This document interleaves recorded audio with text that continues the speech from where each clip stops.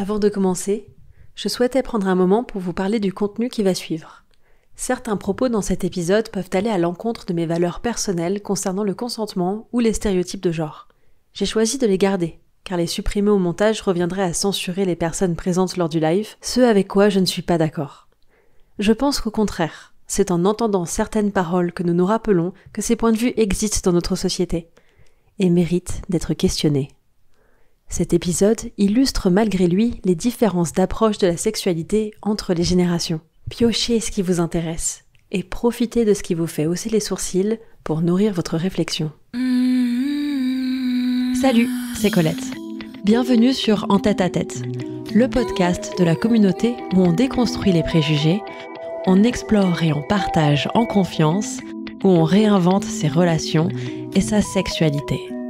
Ici, on apprend à faire la paix entre désir et communication, besoin et consentement, avec soi-même et avec les autres. Bienvenue dans ce cocon, ce safe space où se délient les langues pour partager ses expériences et tendre vers plus de connexion. Je suis spécialisée en relations amoureuses et épanouissement personnel et j'aborde tous ces sujets dans ma communauté que tu peux rejoindre sur www.colette.seconfesse.fr. À tout de suite. Bonjour et bienvenue à toutes et tous pour ce podcast live en tête à tête avec Colette de Colette se confesse. Bon, Colette, c'est moi, je suis votre hôte ce soir pour cette soirée.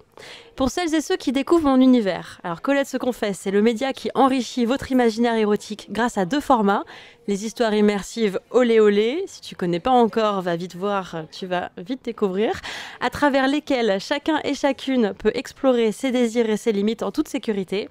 Et les confessions, c'est comme ce qu'on fait ce soir, avec désormais un public, où j'échange avec des invités autour d'anecdotes intimes, amusantes, parfois excitantes. On va aller creuser différents sujets, toujours touchantes et toujours très sincères. Merci infiniment. On est 16 personnes ce soir, ou 17. Ah non, il y a peut-être une qui a annulé au dernier moment. Bon. Merci en tout cas à toutes et tous qui êtes là ce soir, qui vous êtes déplacés en physique avec nous à Paris, avec notre invitée spéciale, Brigitte Lahaye. Bonsoir Brigitte. Bonsoir à tous, à toutes. Merci d'être là, c'est un grand honneur de vous avoir avec nous ce soir. On va discuter de l'imaginaire érotique. Alors Brigitte et moi, l'imaginaire érotique, ça nous connaît. Brigitte encore plus, j'imagine. Qu'est-ce que vous en savez ? Vous êtes rentrée dans mon imaginaire ? C'est vrai ça. J'ai juste assumé que par votre expérience, vous avez peut-être beaucoup plus d'anecdotes que moi, mais l'expérience, peut-être c'est pas l'imaginaire, c'est pas la même chose. C'est vrai. Bah voilà, hop, ma première leçon de ce soir, ça commence. J'adore.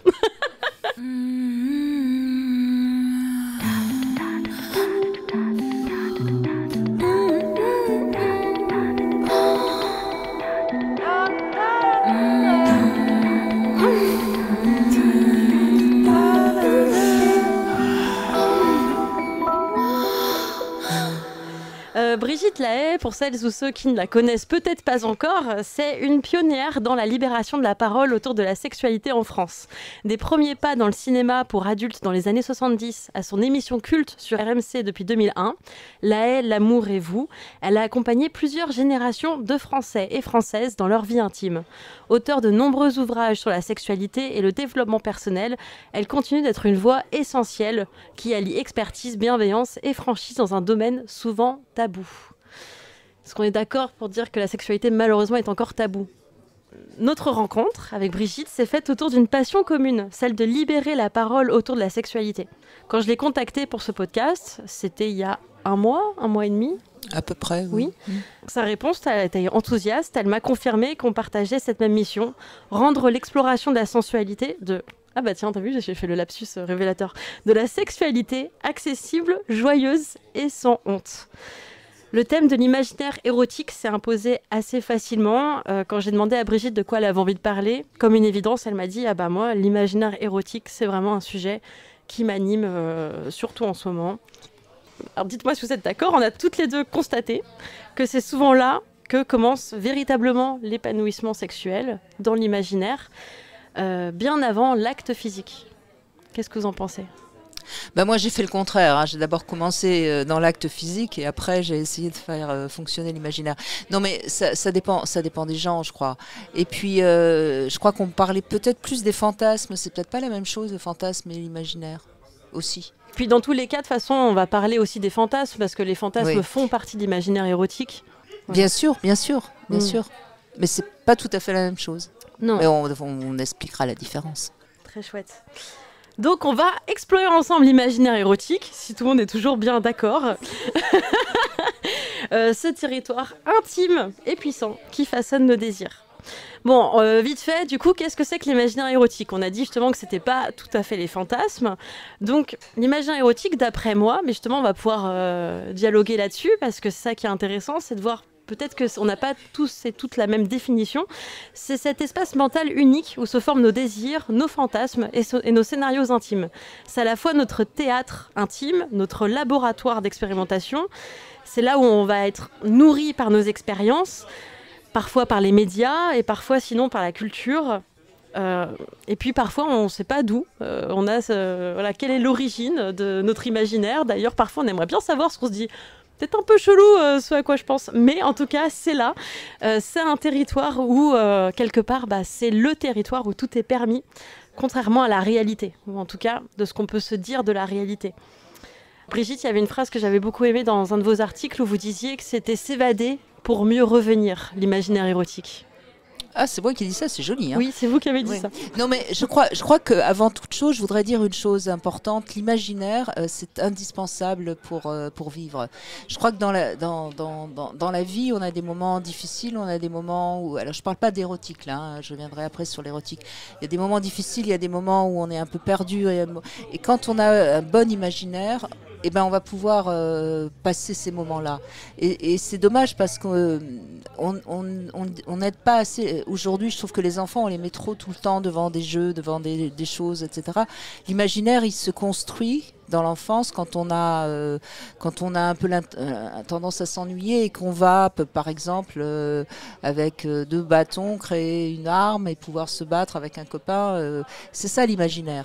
Et c'est important dans la vie, c'est même essentiel dans la vie. Si on n'a pas d'imaginaire, on peut plus facilement déprimer, on peut plus facilement aller mal. Et dans la sexualité, il est évident que l'imaginaire, vous l'avez dit très très bien, c'est la porte ouverte à ne pas tomber dans la routine, à ne pas tomber dans l'habitude, parce que de toute façon, il y aura toujours un petit truc nouveau qu'on pourra imaginer, voire faire.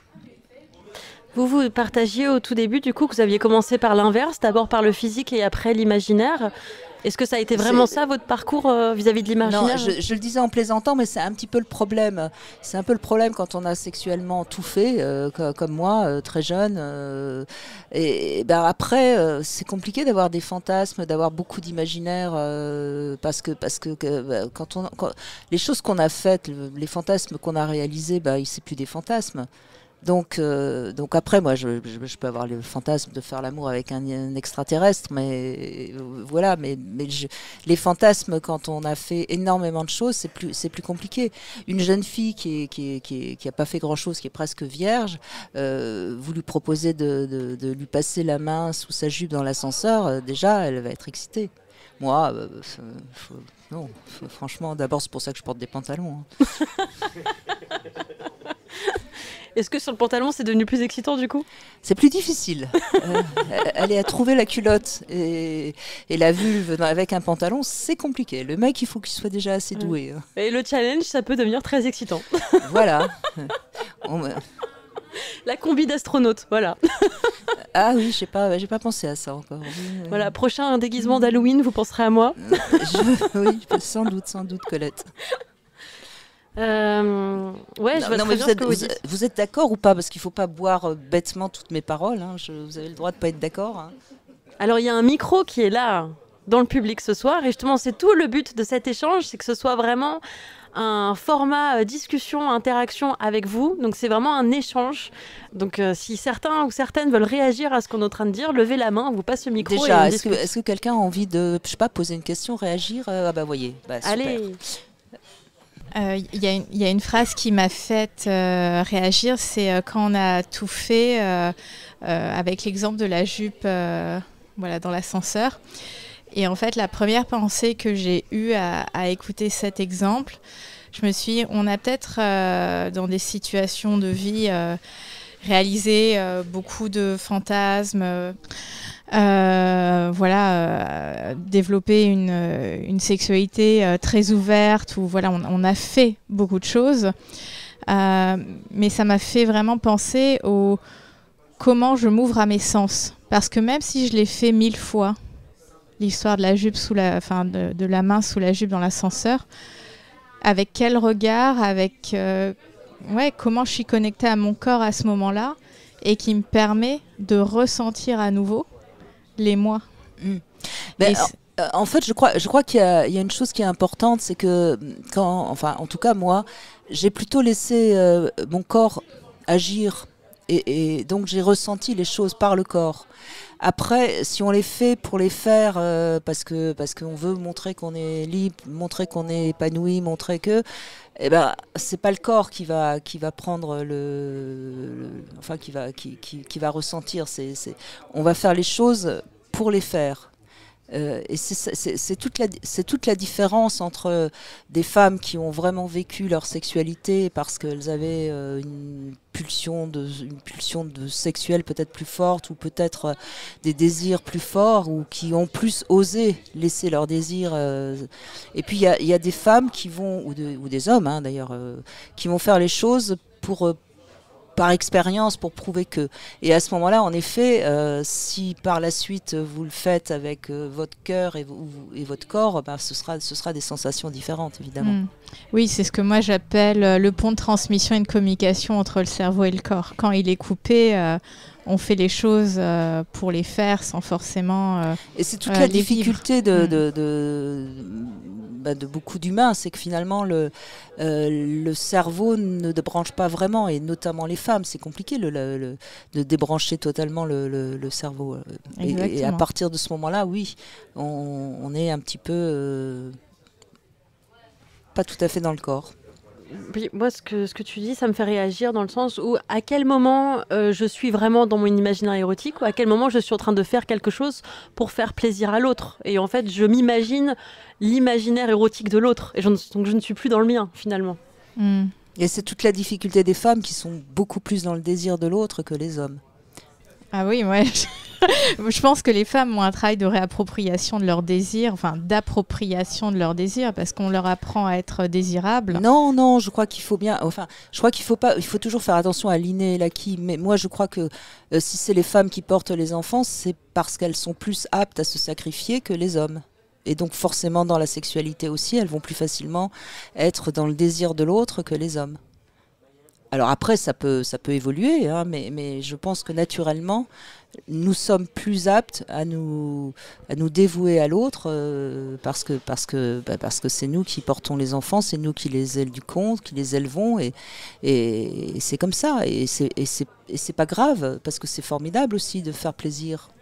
Je ne dis pas le contraire. Au contraire, c'est même, il peut y avoir beaucoup de satisfaction, mais l'un n'empêche pas l'autre. Ça devient un travail érotique d'apprendre à s'affirmer dans ses désirs et dans son plaisir. Et c'est pour ça qu'on dit souvent que les femmes avant 35 ans ont rarement une sexualité très épanouie. Bon, on démarre fort. Ah on est là pour ça. On n'est pas là pour rigoler, vous croyez quoi là? Vous êtes là avec vos petits cocktails? Non. Oui, mais vous avez vu, on a un public averti ce soir, donc c'est super. On va pouvoir creuser vraiment profondément dans ce sujet-là, donc c'est super chouette.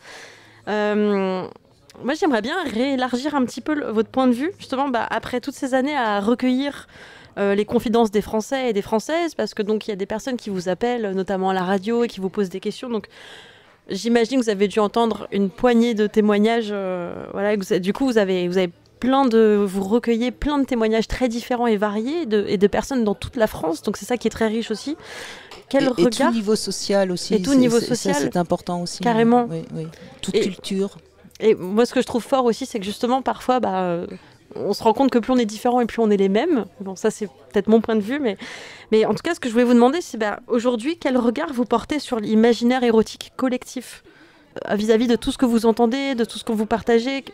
Voilà, qu'est-ce que vous en retirez de tout ça aujourd'hui Alors, on en est encore dans l'imaginaire érotique, on en est quand même encore à une sexualité reproductrice. C'est-à-dire que j'entends encore très souvent quelqu'un à qui je demande mais vous avez une bonne sexualité qui va me répondre « Ah, j'ai eu 3 enfants ». Et ça montre bien encore que dans l'imaginaire... Ça m'a fait un petit truc au cœur là. Je m'y attendais pas. Oui, non, mais et pas que les femmes, hein, les hommes aussi. Donc ça montre bien que si à cette question-là, est-ce que vous avez une sexualité épanouie, riche, et qu'on me répond j'ai eu 3 enfants, ça montre bien que oui, on a eu des enfants, donc on a une bonne sexualité. C'est quand même quelque chose encore de très... Et je crois qu'on arrivera peut-être un jour à une sexualité vraiment épanouie chez la majorité des gens quand on aura compris que aujourd'hui la sexualité, c'est aussi une sexualité plaisir. Est-ce que c'est une manière de contourner le problème ? De répondre par ce genre de réponse, de ne pas dire... Non, je crois que c'est une réponse sincère. D'accord. C'est vraiment une réponse sincère. Qu'est-ce que vous entendez par avoir une bonne sexualité ? Avoir du plaisir, être dans l'harmonie avec la personne avec qui on est. Et puis de faire ce qu'on a envie de faire sans se sentir obligé. Et puis si on n'a pas envie d'avoir de sexualité, on a donc une sexualité épanouie dans l'absolu, si je vais au bout de la définition. Oui, moi j'aurais envie de dire qu'une bonne sexualité, c'est voir parfois même être asexuel, ne pas avoir de sexualité, mais être OK avec ça. Être heureux avec ça. Oui. Exactement, et de définir, OK, pour moi, avec toi, voilà, quelle est ma sexualité avec toi. Et je pense que ce qu'entendait Brigitte par là, c'est que quand tu réponds juste par le fait d'avoir eu des enfants, ça veut dire qu'en effet, tu rallies ta sexualité qu'à seulement la reproduction. Et donc, tu n'es plus du tout centré sur tes sensations, ce que tu ressens, du fait que tu habites dans ton corps. Ça veut surtout dire que pour beaucoup de gens encore, la sexualité sert à faire des enfants. Alors, c'est vrai que j'allais presque dire, un des handicaps d'une sexualité harmonieuse. Ah, ça cogite. Hein. Oui, puis ça me fait réagir parce que j'ai fait un podcast avec un public aussi comme ça, avec Noémie Delattre il y a quelques mois. Et j'avais trouvé ça assez flagrant, comme quand le sujet de la soirée, c'était de parler de pénétration, pourquoi j'aime ça ou pas en tant que femme. C'était que des femmes qui étaient participantes. C'était le thème de la soirée. Et j'ai eu beaucoup de mal à faire sortir le public du sujet de la reproduction. On revenait énormément aux enfants. Et du coup, ça me rappelle vraiment ce moment-là, parce que je disais, waouh, moi, j'avais jamais vécu ça, d'être vraiment confrontée à plein de femmes d'un coup et de me dire, mais on n'arrive pas à sortir du sujet des enfants et d'être une mère. Et mais on était là pour parler de pénétration et de dire ça si j'aime ou pas. Pour faire des enfants, c'est mieux la pénétration quand même. Hein. Oui, c'est sûr. Oui, mais là, on était vraiment sur la fonction. J'ai compris, bien sûr. Bien sûr. Moi, ça serait plus un questionnement. En fait, c'est plus une incompréhension pour moi. J'ai l'impression qu'aujourd'hui, on peut avoir facilement accès, quand on est adulte, en tout cas, à des contenus érotiques, que ce soit des livres, des films. Et pour autant, j'ai l'impression que beaucoup de personnes ont encore peur de leurs fantasmes, peur de les imaginer, peur de les vivre, j'en parle même pas, et parfois peur même de les dire. Et j'ai l'impression que ça peut être un frein quand même dans la relation avec un partenaire. Et c'est une surprise que je ne m'explique pas très bien, dans la mesure où on a quand même accès à beaucoup de contenu, mais c'est comme si intérieurement, ça restait Est-ce que toi, tu as une anecdote personnelle par rapport à ça, que toi, tu as vécu ou que tu as témoigné? Moi, en fait, c'est un peu biaisé, parce que moi, je suis conseillère conjugale et thérapeute de couple. Donc c'est plus ce que j'entends. Et j'ai l'impression que notamment chez les messieurs, il y a beaucoup de culpabilité aujourd'hui à pouvoir dire certains de leurs fantasmes et à pouvoir les partager avec leurs compagnes, et avec des confusions entre le fait d'éprouver de l'envie pour certains scénarios et le fait que partager ces scénarios, ça pourrait être mal compris, mal interprété, mal vu, voire coupable, notamment parce que parfois c'est des scénarios qui sont assez loin des discours qui sont acceptés aujourd'hui et audible autour de ce que devrait être la sexualité. Et voilà, donc je trouve que c'est un peu surprenant pour moi, cette dualité entre l'accès à un certain nombre de contenus pour les adultes et en même temps une difficulté intérieure à être libre par rapport à ce qu'on éprouve et à pouvoir le dire. Il n'y a pas vraiment de question. Mais de toute façon, moi, quand je fais une émission sur les fantasmes, et je le fais assez peu d'ailleurs, parce que j'ai très peu de gens qui témoignent, les gens n'ont pas énormément de fantasmes. En tout cas, croient ne pas en avoir énormément, parce que les 3/4 du temps, les fantasmes sont totalement inhibés et repartent en refoulement dans l'inconscient. La plupart des gens, quand on parle fantasme, vont parler libertinage, mais c'est qu'une partie assez simple, j'allais dire, de la fantasmatique humaine. Quand on lit, j'essaye de refaire découvrir un peu la littérature érotique. Il y a des choses dans la littérature érotique, il y a des choses, c'est infini les fantasmes humains. C'est d'ailleurs la spécificité de l'humain, hein, justement. Vous avez l'impression que les gens se limitent, vous, dans ce que vous recevez comme message dans les échanges? Oui, je pense que les gens n'ont pas énormément de fantasmes. Enfin, en tout cas, ne sont pas très en lien avec leurs fantasmes. Oui, ne sont pas en lien avec leurs fantasmes. J'aimerais bien poser une question par rapport à ce que tu disais. Tu as dit aujourd'hui, les hommes n'osent pas... Enfin, pourquoi le aujourd'hui? En fait, je me pose la question sur. Tu dis aujourd'hui, est-ce que c'est en comparaison à. Je ne sais pas si tu exerçais il y a 10 ou 15 ans, est-ce que plus aujourd'hui qu'avant ou moi, en fait... je suis devenue thérapeute, donc je ne l'étais pas il y a 20 ans, donc ça fait une dizaine d'années. Donc, je n'ai pas forcément le recul qu'une autre professionnelle pourrait avoir sur 20 ou 30 ans. Mais en fait, je ne sais pas trop comment le formuler. J'ai l'impression qu'il y a beaucoup de confusion aujourd'hui entre le fait. Dans une relation intime, de se respecter, d'être attentif au bien-être de l'autre. Et on parle beaucoup du consentement et d'une certaine manière, c'est intéressant et c'était nécessaire. Mais après, qu'est-ce qu'on fait du désir ? C'est ça le problème, c'est contradictoire. On peut pas dans une sexualité se libérer, avoir des fantasmes, un imaginaire érotique et de temps en temps bousculer l'autre, et puis être dans une sexualité où on va demander le consentement à chaque geste qu'on va faire. C'est tout le questionnement de ce qu'est la sexualité. La sexualité, à un moment donné, il faut qu'elle soit un petit peu plus spontanée, un peu plus, j'allais presque même dire, libre, peut-être pas brutal, le mot pourrait être mal compris parce que c'est pas ce que je veux dire, mais dans la sexualité, à un moment donné, il faut oser aller quelque part où peut-être l'autre n'a pas envie d'aller, et il faut que si l'autre n'a pas envie d'aller, il puisse se dire stop, évidemment. Hein, je suis pas en train de dire qu'il faut forcer l'autre, c'est pas ce que je veux dire. Mais la sexualité, c'est aussi un endroit où on peut être totalement surpris de faire quelque chose qu'on n'aurait jamais pu accepter si on nous avait demandé si on était consentant. Et du coup, pour me permettre de terminer et répondre peut-être un peu mieux à la question, moi j'entends quand même des messieurs aujourd'hui qui me disent qu'ils sont dans un renoncement. C'est-à-dire que comme ils ne savent plus très bien comment faire pour être en relation avec une partenaire et exprimer leurs désirs et ou leurs fantasmes, mais que ce soit pas mal perçu, que certains sont dans un renoncement et préfèrent par exemple se masturber devant un film pour adultes que de prendre le risque. De choses à dire. Que de prendre le risque d'une rencontre. Je dis pas que c'est bien ou que c'est mal, je dis que c'est ce que j'entends. Oui. Voilà. Donc après, moi je sais pas ce qu'il faut en faire, je dis que c'est ce que j'entends. Voilà. Alors attention, encore une fois, la première fois qu'on fait l'amour avec quelqu'un, on va pas aller tout de suite proposer des choses qui pourraient être de l'ordre de sa fantasmatique, mais un couple qui se connaît normalement devrait pouvoir oser aller un peu plus loin que ce qu'ils font, sinon on est dans une routine. Bah oui, j'ai l'impression qu'on a abordé plusieurs sujets et qu'il y a un peu tout qui se mélange. C'est que d'un côté... C'est normal, on parle de sexe. Et ben voilà. on aime bien mélanger les fluides et tout ce qui va avec. D'un côté, donc on parle de consentement et à quel moment est-ce qu'on laisse la place au désir, et du coup le consentement parfois peut être compliqué à mettre en place, etc.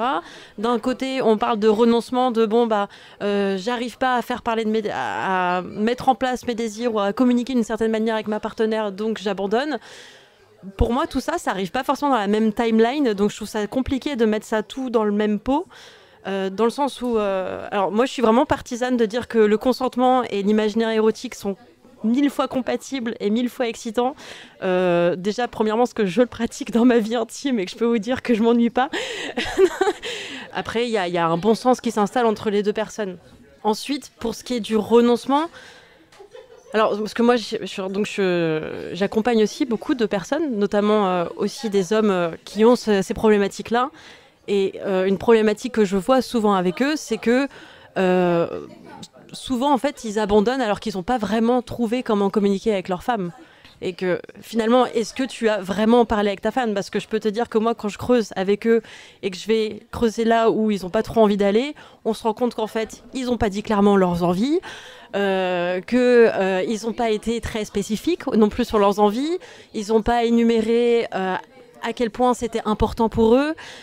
Mais, donc, oui, voilà. mais là où je suis absolument pas d'accord, c'est que si on parle beaucoup de ce qu'on va faire sexuellement, on tue l'imaginaire, on tue la fantasmatique, on tue ce que c'est que justement le désir et le.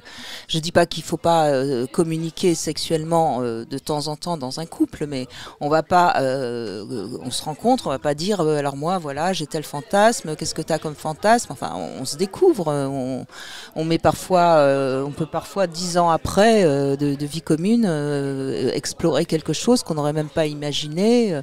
C'est un peu là où je pense que trop de paroles sur le sexe entre deux amants, c'est contre-productif. Alors ne pas parler du tout, bien sûr, mais tant qu'on s'est pas mis d'accord. Mais se mettre d'accord sur quoi ? Enfin, c'est la sexualité. Sur quoi on part, de quelle manière ? À part un client avec sa prostituée, où là, je suis d'accord, il y a une question de consentement. Sinon, enfin, laissons un peu notre imaginaire et notre désir naviguer. Sinon, on n'est pas dans ce que je considère que la sexualité libre. Dans le sens où si mais la personne qui reçoit la demande, elle comprend pas ce que la personne qui donne la demande. Il faut apprendre, et c'est toute la question d'une éducation réelle à la sexualité. Après, il faut apprendre aux femmes et aux hommes de pouvoir dire stop à tout moment. S'il y a quelque chose qui ne va pas, on a toujours le droit de dire stop. Non, excuse-moi, moi les fessées c'est pas mon truc. Non, excuse-moi, la sodomie, j'ai pas envie. Ça c'est quelque chose qu'on peut exprimer à tout moment dans une relation sexuelle avec quelqu'un. C'est pas la peine en amont d'aller cocher toutes les cases qu'on veut bien et que les cases qu'on veut pas, parce que on sait pas sur le moment si on va finalement aimer quelque chose ou pas. Mais ça, je suis totalement d'accord.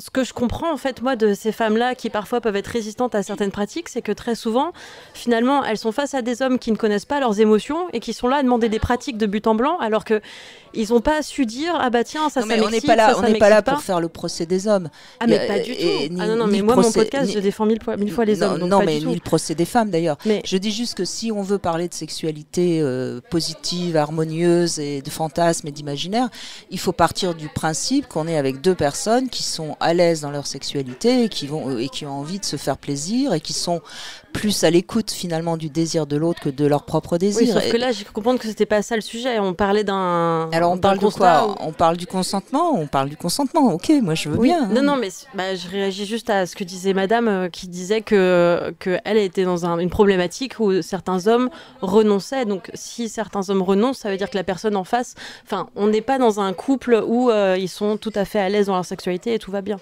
Donc c'était à ça. Non, mais on n'est pas dans l'imaginaire érotique quand on est dans un couple qui ne peut plus, qui ne sait plus quoi faire et qui n'ose plus rien faire. Alors si, remarque qu'il a beaucoup besoin d'imaginaire érotique pour pouvoir se masturber, ça c'est sûr. Ok, on revient sur nos petits moutons. Allons-y. J'aimerais bien rebondir en fait sur du coup quel est l'imaginaire érotique. Est-ce que c'est, comme vous disiez tout à l'heure, cette capacité à rêver finalement de son imaginaire, cette capacité à se dire ok, je m'autorise à partir loin dans mes fantasmes, dans mes envies, même si parfois ces envies et ces fantasmes ne sont pas dans la norme de ce qu'on raconte, ne sont pas bienvenus, ou je m'imagine que je ne peux pas les partager. Il semblerait du coup que beaucoup semblent attendre une permission, comme une permission extérieure. Donc vous parliez des femmes, mais j'imagine que les hommes aussi peuvent s'imaginer ça. Peut-être que sûrement, sinon, la communication serait un peu plus simple. Vous, qu'est-ce que vous pensez de cette autocensure que vous avez pu observer ces dernières années ? Est-ce que vous avez pu comprendre un peu d'où ça vient, pourquoi, si on va creuser un peu plus loin qu'est-ce qui pourrait déverrouiller cet imaginaire érotique pour toutes ces personnes? Mais je pense que la plupart du temps, ce sont les peurs, hein, les peurs de mal faire, les peurs de ne pas être à la hauteur. Enfin, ce sont toujours des peurs. Derrière ces peurs, il faut chercher quelle est la source de la peur. Mais on n'aide pas les enfants de toute façon à rêver, être dans leur imaginaire. Regardez, quand un enfant dit moi j'ai envie d'être cosmonaute, on lui dit c'est pas pour toi. On n'aide pas non plus on n'est pas dans une société où on aide les enfants à être bien dans leur corps. Il faut être bien dans son corps déjà pour pouvoir avoir un imaginaire érotique qui se développe. Si on n'est pas bien dans son corps, on va forcément déjà un petit peu inhiber sa sexualité.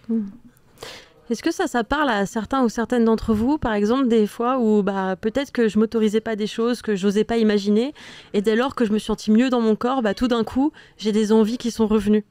Moi, je sais que ça a été mon cas, en tout cas. Être à l'aise dans son corps, c'est un pilier pour être épanoui globalement dans la sexualité. Mais si je reprends mon histoire personnelle, moi j'étais une ado avec des troubles du comportement alimentaire, qui avait vraiment une relation très conflictuelle avec son corps pour tout un tas de raisons. Et pourtant, j'avais un imaginaire érotique très très développé, parce qu'à partir de 15-16 ans, j'ai commencé à écrire des fictions érotiques de manière anonyme sur Internet. Oups. Et tout à l'heure, vous aviez dit... finalement, l'expérience ne fait pas l'imaginaire. Oui, j'étais toute jeune fille, j'avais mes premiers crushs au lycée, et mon imaginaire s'était nourri de choses que j'avais lues. J'étais peut-être un peu jeune pour lire les BD de Wolinski, mais bon, ça m'a un peu... On dira rien à vos parents. Voilà, on dira rien à papa, maman. Et oui, j'étais mal dans mon corps, mais de me réfugier dans cet imaginaire a permis finalement de passer cette période adolescente. Et quand j'ai rencontré la sexualité au moment où je me sentais prête, parce que j'avais évolué dans mon rapport au corps, j'avais cheminé, etc., en fait, il n'y avait pas tant de questions. J'avais quand même une idée assez, entre guillemets, précise de ce que je pouvais aimer. Parce que cet imaginaire avait été à la fois un refuge et voilà. J'adore. Je me retrouve beaucoup dans ce que tu dis, parce que j'ai eu plus ou moins le même parcours. Ça a été par l'imaginaire érotique que j'ai un peu découvert ce que j'ai aimé, donc ça me parle beaucoup. Et en même temps, tu vois, c'est vrai que il n'y a pas si longtemps, j'ai eu un burn-out, machin, truc, bon, on s'en fout. Enfin, pas le sujet du moment. Mais tout ça pour dire que je me suis déconnectée de mon corps par le stress, à cause de plein de choses. Et que là, tout d'un coup, j'avais plus d'imaginaire érotique. Et que tout d'un coup, j'avais juste qu'une envie, c'était juste de ken. Et de me faire prendre. Et finalement, moi, aujourd'hui, je suis en reconstruction de mon imaginaire érotique, où je réapprends à m'autoriser quelque chose qui était très naturel pour moi il n'y a pas si longtemps. Tu vois, et parce que finalement j'ai été coupée de mon corps, et c'est là où je me rends compte que tout ça fluctue, et que dans une vie tu peux être hyper enclin avec ta sexualité, hyper relié à ton corps, et puis t'es coupé, et puis tu reviens, il y a pas de...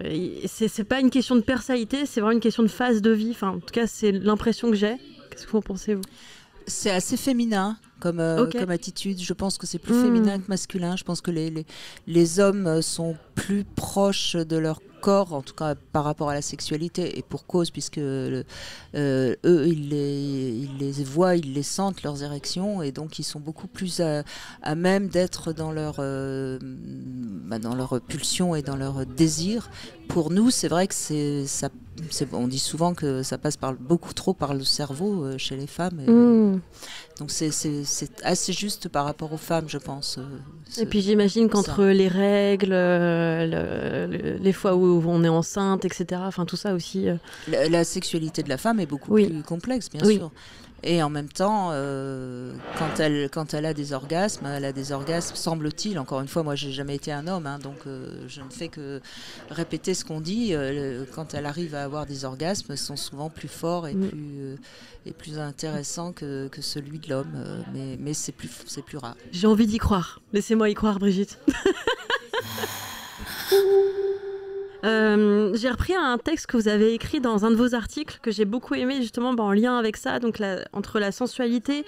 Vous dites que la sensualité, vous avez écrit que la sensualité n'est autre qu'un corps qui ressent. La sensualité est souvent mal jugée parce que notre société a toujours privilégié la pensée en oubliant que nous sommes d'abord dans un corps qui ressent, avec sa peau, et qui s'émeut avec son corps. La tête, certes, va décoder les signaux que nous envoient nos sens, mais le point de départ vient bien de nos sens et non pas de notre cerveau. Oui, mais je crois que c'est toute la difficulté justement d'être dans son corps. Et c'est vrai qu'on n'est pas dans des cultures qui nous aident à être dans le corps. Alors il y a le sport, mais le sport c'est pas ce qui développe le plus la sensualité. Je pense que tout le monde sera d'accord avec ça, à part peut-être la danse. Donc retrouver ses sens, parce qu'au fond la sensualité c'est exacerber ses 5 sens, c'est vraiment quelque chose qui, à mon avis, ferait évoluer beaucoup la sexualité des gens.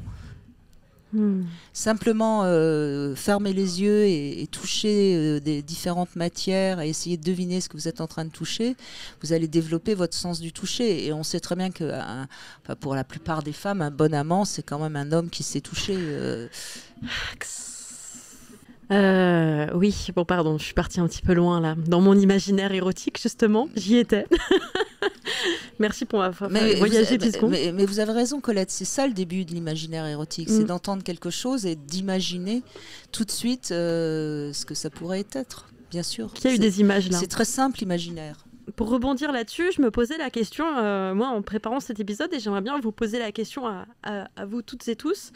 Et est-ce qu'il est plus simple de s'épanouir dans l'imaginaire de l'autre plutôt que dans le sien ?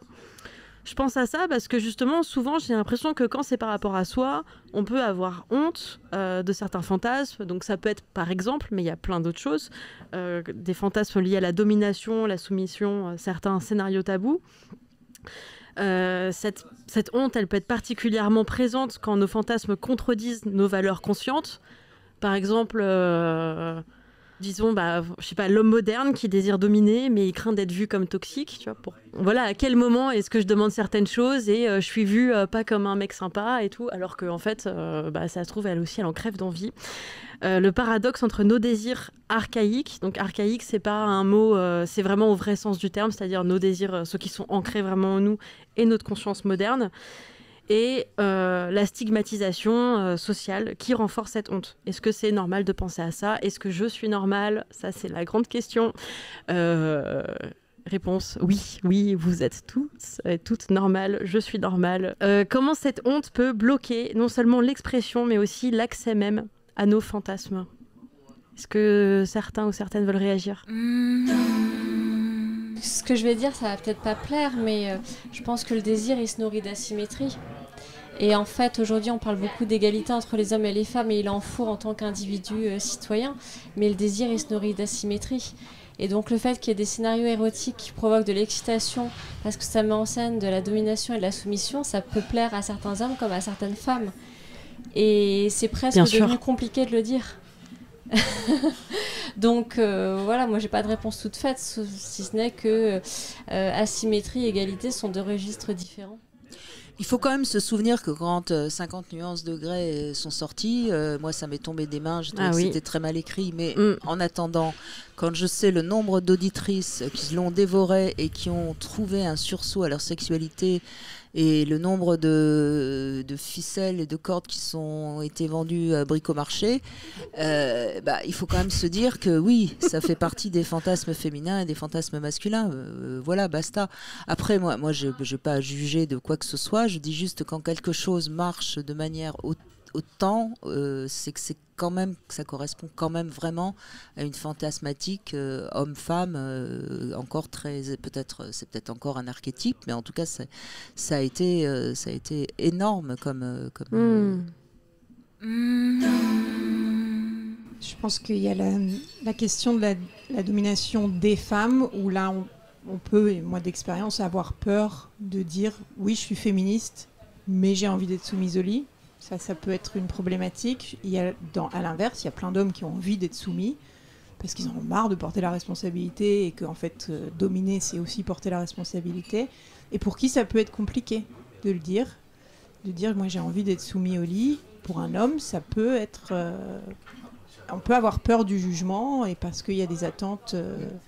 des attentes compliquées, oui. Mais vous avez raison, il ne faut pas mélanger la domination dans la société et la domination ou la soumission au lit. Oui. Et je veux dire, au lit, l'intimité, ça ne concerne que nous, ça ne concerne pas Moi, je ne vois pas pourquoi on devrait dire aux autres qu'on est un homme qui a besoin d'être soumis sous la couette. C'est son droit le plus strict, et si sa femme est d'accord pour dominer, on sait qu'aujourd'hui, la pénétration anale chez les hommes est en augmentation. Tant mieux si ça leur fait du bien, et je vois pas pourquoi on confondrait ça avec la virilité, ça n'a rien à voir. Est-ce que d'autres souhaitent réagir? Et la question initiale était, est-ce qu'il est plus simple de se façonner dans l'imaginaire de l'autre que dans le sien? Parce que parfois on peut avoir honte de nos propres désirs, quels qu'ils soient. On a parlé de domination-soumission et d'anal, mais ça peut être encore autre chose. J'ai quelque chose à ajouter là-dessus, si je peux. Je pense on parlait tout à l'heure vite fait de consentement. Je pense que dans le fait de s'autoriser l'un l'autre à en parler, en fait, on ouvre la porte à ouvrir un espace de dialogue sans jugement. Parce que cette peur du jugement, elle est constante, et que dans un couple, elle ne devrait pas être là, et pourtant elle y est quand même.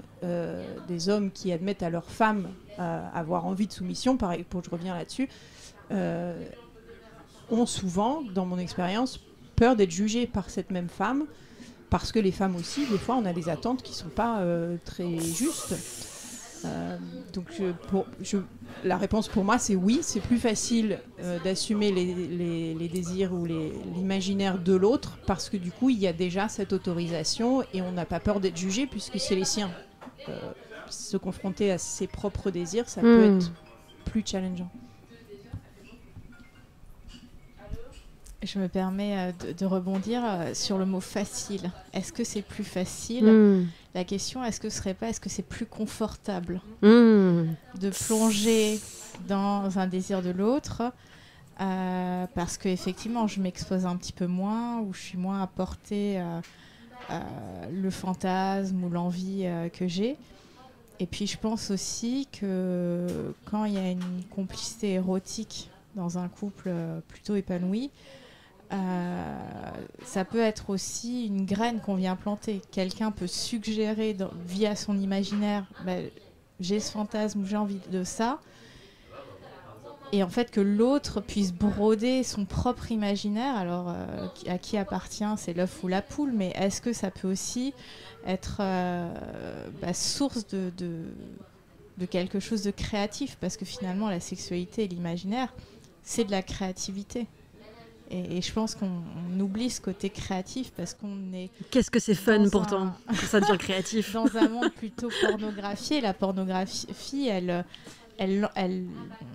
réduit cet espace de créativité, puisqu'on est passif devant... Je suis plus nuancée. Ouais, je grossis. Parce qu'elle peut aussi nourrir. Elle peut aussi, mais c'est vrai que ça demande de créer de l'espace pour créer justement quelque chose. J'ai l'impression que ce soit la pornographie ou les fantasmes de l'autre, le débat est un peu le même, dans le sens où est-ce que je me mets dans une posture où je reçois l'info et je dois juste dire oui ou non, ou est-ce que je me mets dans une posture active, et que quel que soit le médium, si c'est une autre personne ou un média, ou etc., est-ce que je me mets dans une posture active de ok, qu'est-ce que j'ai envie de faire de cette information, comment j'ai envie de me la réapproprier. Je crois que la sexualité, c'est un domaine où souvent il y en a un des deux qui est plus justement dans la créativité, et l'autre est souvent plus passif. Mais si ça fonctionne bien comme ça, il n'y a pas de problème. Si ça fonctionne bien, oui. Mais c'est souvent comme ça dans les couples. Après, ce qui est intéressant, c'est aussi de voir, ok, peut-être qu'on a été comme ça les 10 premières années, puis les 10 suivantes, peut-être que ça change. Ce que j'ai quand même constaté avec l'expérience de tout ce que j'entends, c'est que souvent, curieusement, les hommes sont plus malléables que les femmes. Est-ce que vous pouvez développer? C'est intéressant. Ça veut dire que les hommes sont souvent plus ouverts à une nouvelle fantaisie que proposera la femme que le contraire. Alors parce que peut-être que les femmes sont souvent plus inhibées et que donc elles n'osent pas sortir de leur zone de confort, mais les hommes souvent sont assez partants pour quelque chose de nouveau, pour apprendre, le dernier sondage sur l'enquête de la sexualité des Français est assez intéressant. Il y a plus d'hommes qui veulent le plaisir de leur partenaire, en tout cas qui sont que leur plaisir à eux. Donc moi je reste quand même très positive sur le fait que on peut améliorer la sexualité de son ou sa partenaire. Parce qu'au fond c'est ça, souvent quand on se connaît, on se rencontre sexuellement, on connaît pas l'autre, on sait pas très bien, c'est pas si simple. Et après, au fil du temps, on peut vraiment se découvrir et améliorer sa sexualité et améliorer la jouissance. Je parle bien de jouissance, je parle pas d'orgasme. Parce que l'orgasme à tout prix, je veux dire, quand on rencontre quelqu'un, si on veut avoir un orgasme à tout prix, finalement ça veut dire qu'on considère l'autre comme un objet qui va nous procurer un orgasme et non pas comme un sujet avec qui on va pouvoir échanger des désirs, du plaisir, de la jouissance. Et ça, je crois que c'est très important. Si on veut un orgasme à tout prix, il faut se masturber. Ça me fait poser la question de... Enfin, pendant que vous parliez, je me suis posé la question de, tiens, est-ce que les hommes pourraient être plus enclins à faire plaisir à leur partenaire, à être plus intéressés en tout cas par leurs partenaires qui prennent du plaisir, et les femmes ont du mal avec ça? Je me suis posé la question de est-ce que ce serait... J'ai peur d'être maladroite, c'est pour ça que je cherche un peu mes mots, pardon. Je me suis posé la question de à quel point les femmes se connaissent elles-mêmes et connaissent elles-mêmes leur imaginaire érotique, et que je me suis demandé est-ce que ça part d'un truc où elles se connaissent pas assez elles-mêmes et du coup elles ont du mal à aller vers l'autre? Non, mais soyons sérieux. Là, on est peut-être avec des personnes qui sont assez ouvertes à parler de sexualité, etc. Mais enfin, il faut quand même savoir qu'il y a pratiquement 50% de femmes qui n'aiment pas leur corps. Il y a un nombre de femmes important qui renoncent assez vite à la sexualité, donc c'est compliqué. Alors après, il faut pas oublier que énormément de femmes ont subi des abus sexuels dans l'enfance, donc on peut comprendre qu'à un moment donné, la sexualité soit très compliquée pour elles. Mais toute la problématique est là, c'est que il y a un travail à faire fondamentalement sur le féminin pour les aider à d'abord arrêter de subir des choses inacceptables durant leur enfance, ne pas être décriés par leur propre mère ou abusés par leur propre père. Enfin, je veux dire, donc c'est compliqué pour beaucoup de femmes d'être à l'aise dans leur sexualité quand on a traversé ça avant 15 ans. Et puis après, il faut bien aussi toujours se rapporter aux chiffres des enquêtes sur la sexualité, parce que sinon on dit un peu n'importe quoi. Il y a plus d'hommes qui pratiquent le cuni que de femmes qui pratiquent la fellation. Donc on voit bien que l'homme, finalement, ce qui l'intéresse, c'est la jouissance de sa partenaire, c'est pas la sienne. Alors je parle pas évidemment des jeunes garçons de 16 ans qui sont bourrés de testostérone et qui n'ont qu'une envie, éjaculer. Mais je veux dire, un homme qui a à peu près normal, ce qui l'intéresse, c'est la jouissance de sa partenaire.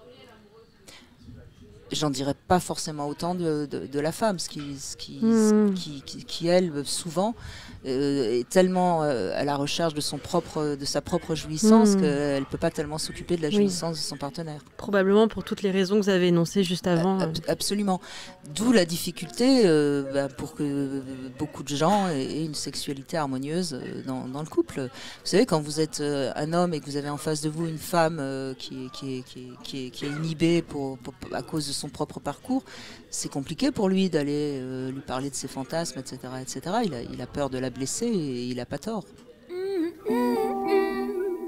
Comment faire la différence entre un fantasme à explorer et un autre à laisser dans l'imaginaire? Justement, qui fait assez bien ricocher avec ce qu'on vient de dire, parce que ça peut aller réveiller plein de choses.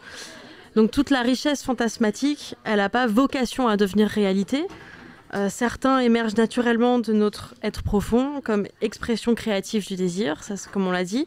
Chez d'autres personnes, ça peut être des tentatives inconscientes de réparer ou de maîtriser des expériences douloureuses, donc comme certains exemples que Brigitte vient d'énoncer. Mais la sexualité a ce rôle aussi alors je dirais pas de réparer, mais en tout cas de permettre d'aller mieux à certains moments de sa vie.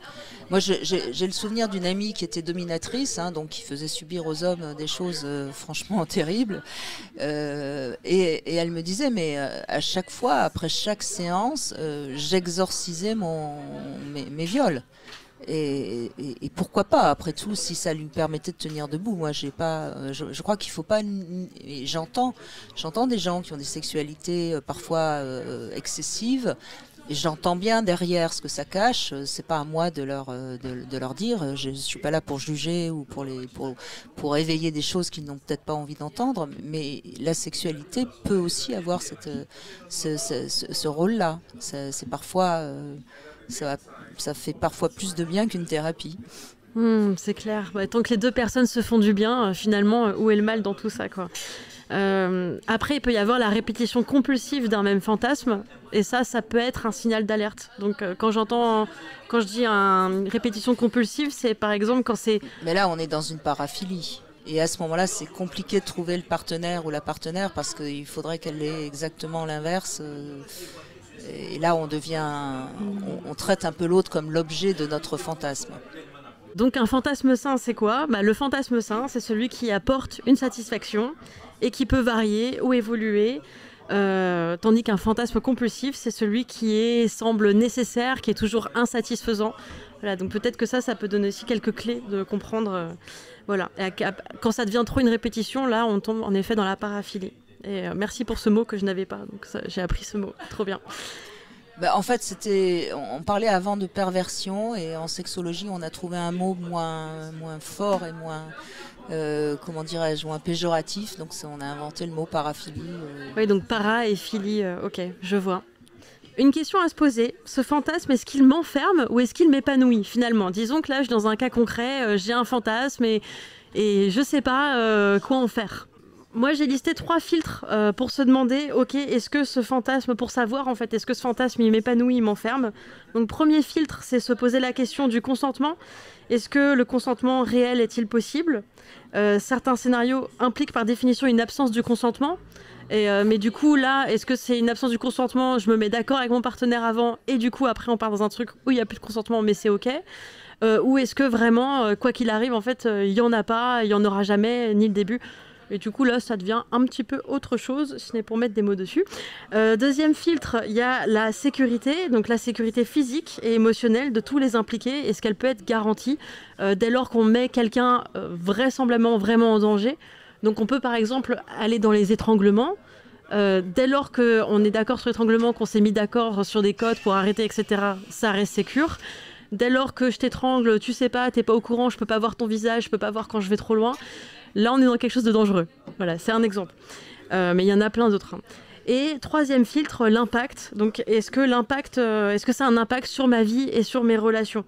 Il peut y avoir des conséquences durables. Par exemple, je sais pas, mon fantasme, c'est de me faire sauter par un taxi un jour. Si c'est une fois et que j'y pense comme ça et que ça vient et que je fais ce fantasme... finalement, si moi je suis ok avec ce fantasme et que le taxi il est ok, pourquoi pas.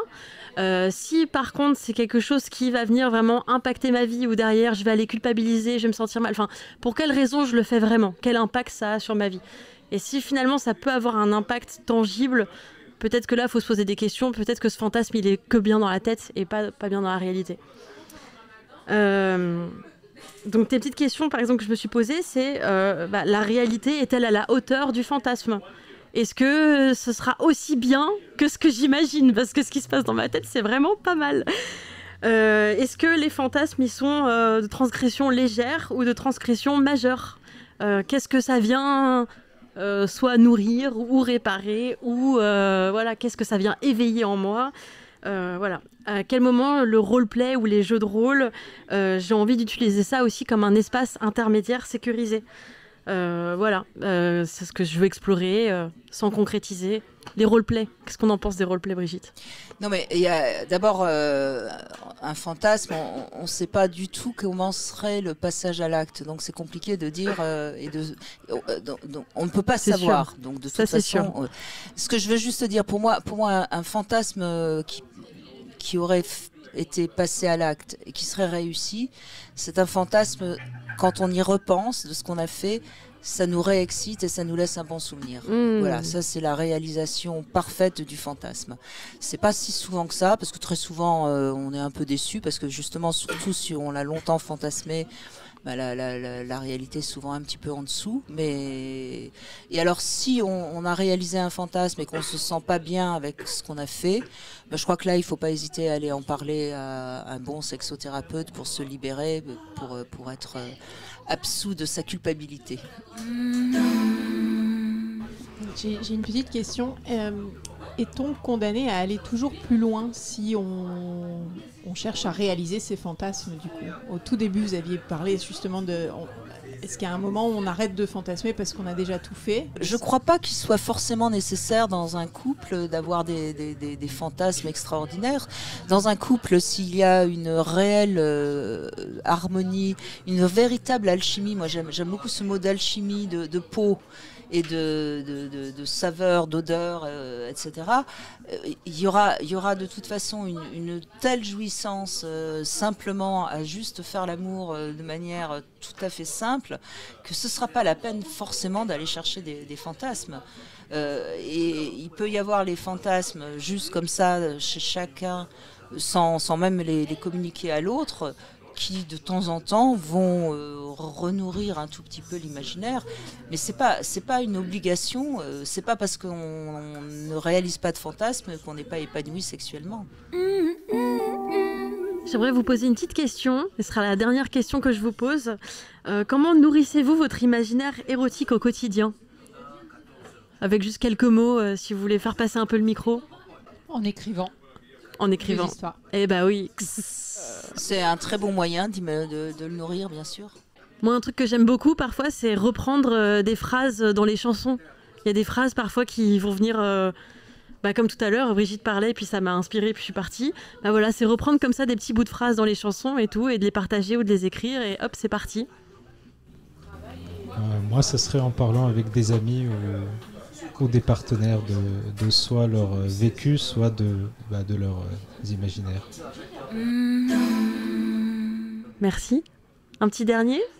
Il y a un truc tout bête qui marche bien, je trouve. C'est vous êtes dans un café, vous voyez en face un couple, vous imaginez comment ils font l'amour. C'est tout simple, tout le monde peut le faire, ça. Bon, super. J'ai envie de dire, n'oubliez pas que l'imaginaire érotique, c'est un muscle, donc ça se travaille, donc allez-y, allez bosser. mais pas de pression de performance, bien sûr. Je vous remercie à toutes et tous pour votre temps. Merci Brigitte d'avoir passé ce temps avec nous aujourd'hui. Mais c'était très agréable, merci. Est-ce qu'il y a une dernière chose que vous souhaiteriez déposer avant la fin de notre épisode ? Avant de vous endormir, faites tout petit peu fonctionner votre imaginaire et vous allez faire des rêves plus sympas. Eh bien super, et puis après comme ça vous m'écrivez vos histoires et puis on en fait des audios érotiques. Allez hop, la boucle est bouclée, j'adore. Et après vous appelez Brigitte à la radio et vous racontez tout. Allez hop. Merci beaucoup Brigitte pour ce moment privilégié avec nous. Merci à toutes les personnes ici présentes et merci à toutes les personnes qui nous écoutent. Votre soutien de écoute par écoute est hyper important et primordial. Si vous avez aimé cet épisode, vous pouvez venir réagir sur Instagram, dans la communauté Discord. Si vous voulez faire les rencontres et les lives, ça se passe sur le groupe WhatsApp. Vous pouvez tout trouver sur mon Instagram ou sur mon site internet www.coletteseconfesse.fr. Vous pouvez retrouver Brigitte sur Sud Radio. Et est-ce qu'il y a ailleurs où on peut vous retrouver ? Sur Instagram ? Oui, sur Facebook. Sur mes réseaux sociaux, bien sûr, comme tout le monde. Et voilà, Brigitte Lahaye, L-A-H-A-I-E. Sait-on jamais si on ne sait pas l'écrire. Et puis voilà.